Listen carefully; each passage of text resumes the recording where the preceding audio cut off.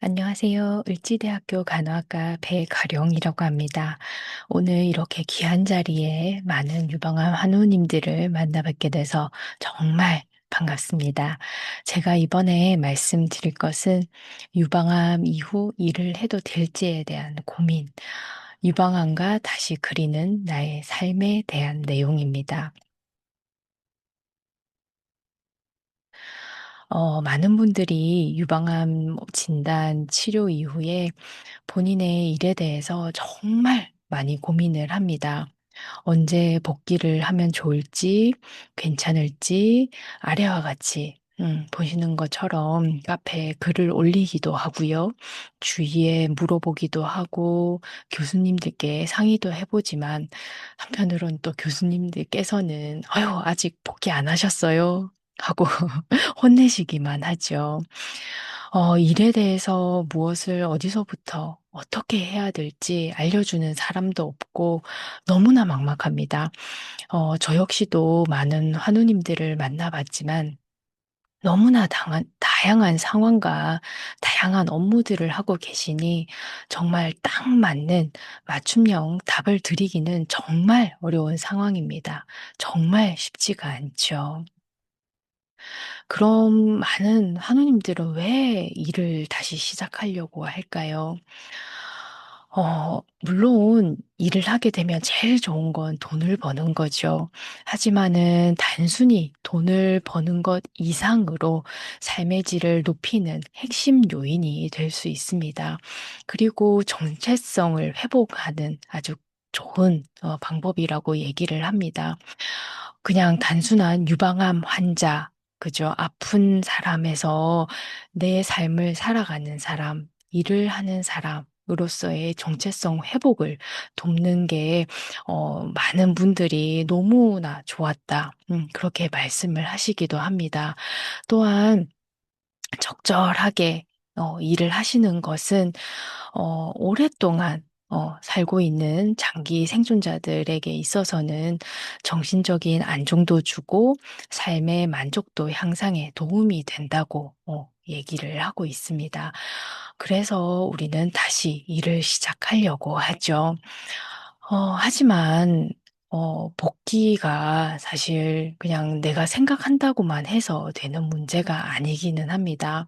이미 이런 어려움을 겪고 있으신 분도 많으시리라 생각이 들지만 정말 다양하고 어려운 그런 것들이 많이 있죠.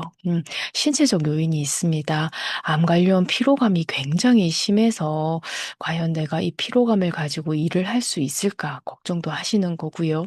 림프 부종도 걱정되고 사실 어깨라든지 어깨 기능도 이게 어깨가 돌아가고 팔을 움직이고 하는 것도 사실 좀 힘든 경우도 있죠. 그리고 항암을 하게 되면은 말초신경병증도 있어서 손발이 저린다든지 그런 것들이 굉장히 힘들어서 복귀를 하기 힘드신 분들도 많았습니다. 그리고 또 가장 큰 거는 심리적 요인이 있죠. 혹시 일을 하다가 '내가 재발하는 건 아닐까? 다시 예전처럼 일을 하면 똑같은 상황에 처할 텐데 나는 괜찮을까?' 그런 두려움이 분명히 있으실 겁니다.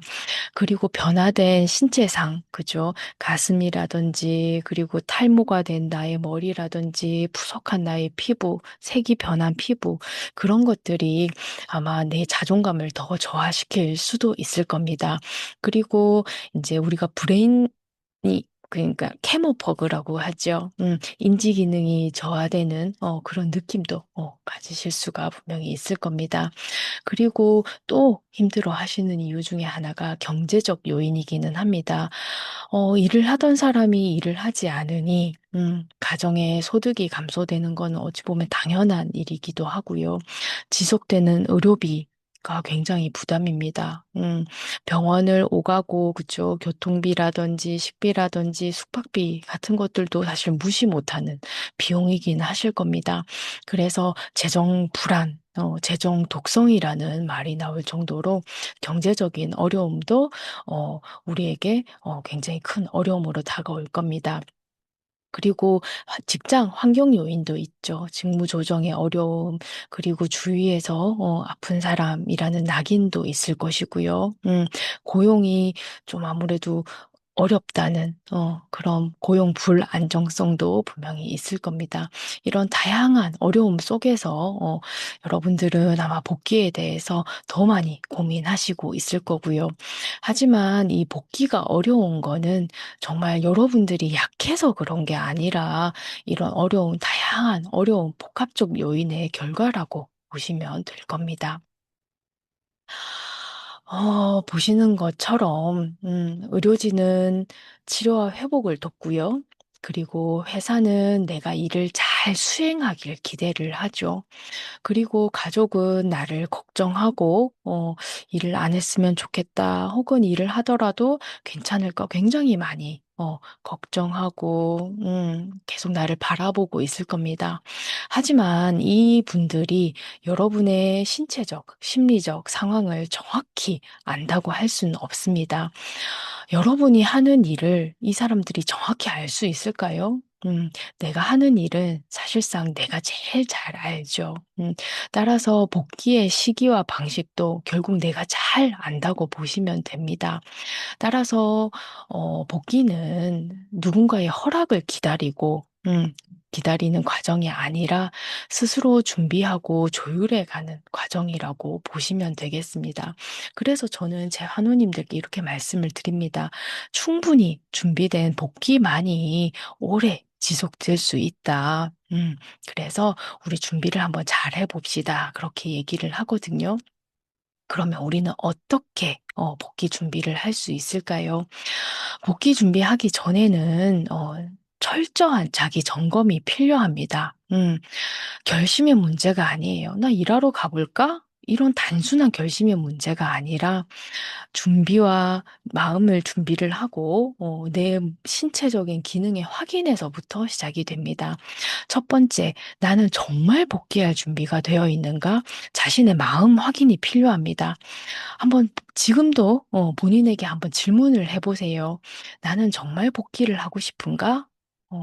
복귀가 누군가가 하라고 해서, 혹은 정말 복귀 시점이 다 돼서 내가 억지로 하는 복귀가 아니라 진정한 내가 선택으로 하는 것인가? 그리고 복귀에 대한 기대, 두려움을 구체적으로 나는 알고 있는가? 내가 어떤 기대를 받고 있고 어떤 두려움을 가지고 있는지 구체적으로 한번 확인을 해 보세요. 그리고 적어 보세요. 정말 그 부분이 필요합니다. 두 번째는 나의 신체적 기능을 확인하는 겁니다. 나의 하루 기능을 한번 쭉 기록을 해 보는 거죠. 아마 이걸 듣고 있으신 분들도 실제로 본인이 하루에 어떤 활동을 하는지 구체적으로 적어 보고 파악하시는 분은 거의 없을 거라 생각이 됩니다. 하루 활동 시간과 피로 회복 시간을 기록해 봤는지, 내가 어느 시점에 어떤 일을 하면은 '내가 이 시간대에 너무너무 많이 피곤하더라.' 그런 데이터가 있는지, 그리고 오전에 나의 집중도는 어떻고 오후 시간대에 이 집중력 변화가 어떻게 변하는지, 음 그리고 통증이나 림프 부종이나 저림 증상 같은 것들이 어느 시점에 정말 심해지고 어떤 시점에 조금 나아지는지, 내가 어떻게 하면 좋아지고 나빠지는지, 이런 것들을 내가 과연 잘 알고 있는지, 과연 어디에 기록을 한 게 있는지, 그런 것들을 한번 살펴보셔야 됩니다.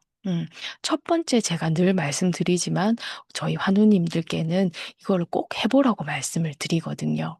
그래서 본인의 일상을 한번 기록을 해 보자. 내 마음을 기록을 해 보자. 그렇게 말씀을 드립니다. 신체적 자기점검 예시를 한번 보여드릴게요.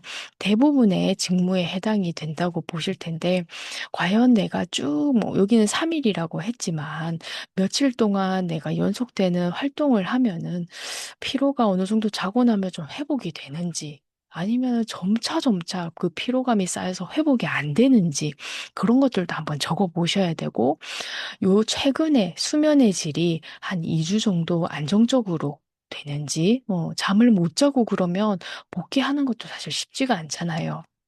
그리고 나의 통증이라든지 림프 부종이 악화되지는 않았는지, 하루 활동하고 나서 내가 얼마 정도 지나면 좀 회복을 할 수 있는지, 회복 시간이 예측 가능한지, 이런 것을 한번 점검을 해보라고 저는 말씀을 드립니다. 신체적으로 어디가 아프다, 회복이 안 된다, 그걸 다 참고 나는 복귀를 해야 된다? 그건 아니에요. 참을 수 있는 거랑 지속 가능한 거는 틀리거든요. 너무너무 자는 게 힘들고, 너무 피로가 힘들고, 회복이 힘들고, 통증이 힘들다면, 이거는 분명히 병원을 가서, 치료를 받고, 충분하게 재활을 해야 되는 부분이지, 참고 복귀를 해야 되는 건 절대 아니라고 말씀을 드립니다. 음. 사무직인 경우에는 과연 내가 2시간에서 4시간 정도 계속해서 연속적인 집중이 가능한지, 이런 것들, 그리고 제일 이런 것들이 많아요. 요즘 컴퓨터 사용이 많으니, 내가 손저림과 통증 같은 것들이 마우스 작업을 하고 타이핑을 했을 때 과연 괜찮은지, 이런 것들까지도 한번 보라고 제가 말씀을 드립니다. 의외로 이런 것들이 안 드시는 분들도 많거든요. 두 번째는 내가 계속 서 있어도 괜찮은지, 그리고 타모xifen 그런 약을 드시면 사실 감정적인 기복이 굉장히 심하잖아요. 그래서 내가 고객을 많이 대하고 사람과 계속 얘기를 할 때 그런 감정적인 피로가 요즘에는 어느 정도 내가 다 감내할 수 있을지, 그런 것들도 보라고 말씀을 드립니다. 그리고 육체 노동을 하시는 분들은 과연 나의 팔, 어깨 이런 가동 범위가 가능한지, 림프 부종이 증가하지는 않는지, 체력이 혹 떨어져서 이제 어지럼증이 있던지 낙상 위험에는 없지 않은지, 이런 등등등 본인의 일과 관련돼서 조금 더 내가 신체적으로 지금 어떤 상황인지 파악을 하라고 말씀을 드립니다. 두 번째는 심리적인 점검이죠. 약간의 두려움은 당연한 정상입니다. 하지만 이건 역시 준비가 필요한 거죠. 나는 일을 함으로써, 오히려 재발에 대한 두려움이 더 커지진 않는지, 그리고 업무 수행에 대한 자신감은 최근에 어떠한지, 많이 떨어져 있다면은 내가 어떻게 하면 이 자신감을 올릴 수 있을까? 그리고 사회적 자신감, 정체성에 대해서는 나는 요즘에 어떻게 생각하고 있지? 가발 쓰는 게 너무 불편해요. 그리고 계속 그 사람들의 시선이 두려워요. 그 속에서 나는 과연 나가서 일을 할 수 있을까? 그런 것들도 살펴보셔야죠. 정서적 에너지, 그리고 인지적 기능이 많이 떨어졌는데 사실 서서히 회복되기는 하지만 이 인지적 기능이 너무 심하다면은 업무에 차질이 있을 정도인지, 그런 것들도 한번 살펴보시는 게 필요할 겁니다. 그래서 저는 말씀을 드리죠. 복귀는 내가 용기를 가져야 될 문제가 아니라 정말 이런 심리적인 문제까지도 조금 더 어느 정도 안정화된 상태에서 시작이 되어야 된다고 얘기를 드립니다. 그래서 연습을 해야 되죠. 복귀는 그냥 마음을 먹고, 나 시작해야지, 시작! 하고 바로 되는 게 절대 아닙니다. 조율의 과정입니다. 처음부터, 하는 게 아니라, 출퇴근 시간 맞춰서, 서서히 일어나는 시간, 출근 시간 맞춰서 일어나는 시간 조정을 해보고, 출퇴근 시간에 실제로 이동을 해봅니다. 대중교통을 한다면 실제로 내가 직장 가는 시간대에 지하철을 탄다든지 스스로 자가 운전을 한다든지 이런 걸 해보고요. 실제로 그 복잡한 시간에 대중교통까지 이용해서 가는 거, 자가 운전 1시간 동안 해서 출퇴근하는 거 연습 안 해보면은 모릅니다. 해보셔야 됩니다. 실제 업무 시간에 내 업무와 비슷한 일 해보기. 서서 일하시는 분들은 몇 시간 동안 서 있어서 보셔야 되고요. 우리가 사무직 하는 사람들은 5, 6시간 기본적으로 앉아 있잖아요. 책상에 앉아 있어 보셔야 됩니다. 처음에는 30분 앉아서 해보시고 2시간, 3시간 점차 늘리셔야 됩니다. 직장 주변에서 식사도 한번 해보셔야 되고요. 연습하면서 힘든 부분이 있다면 어떻게 조정을 해야 될지, 누구와 얘기를 해야 될지 그런 것들도 다 생각하셔야 됩니다. 그래서 정말 직업 복귀는 회복의 끝이 아니에요. 복귀 후에도 심리적, 신체적 모니터링은 반드시 필요하고요. 피로가 악화된다든가 통증이 증가된다든가 내 마음이 너무 힘들다거나 그러면은 꼭 병원을 찾아서 의료진과 상담을 하셔야 됩니다. 그래서 복귀를 하시더라도 여러분이 부단히 전후로 내 몸과 마음을 잘 살피셔야 된다는 거죠. 직업 복귀는 회복의 마침표가 아니라 삶을 다시 그려나가는 새로운 시작입니다.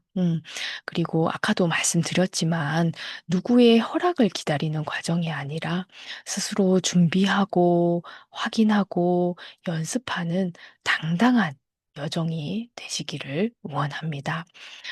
짧은 시간 동안 사실 직업 복귀에 대해서 아주 얇은, 얇은 간단한 걸 제가 말씀드리기는 했습니다. 아마 Q&A 시간에 또 함께 얘기를 나누기는 하겠지만, 우선 여기까지 경청해 주셔서 감사합니다.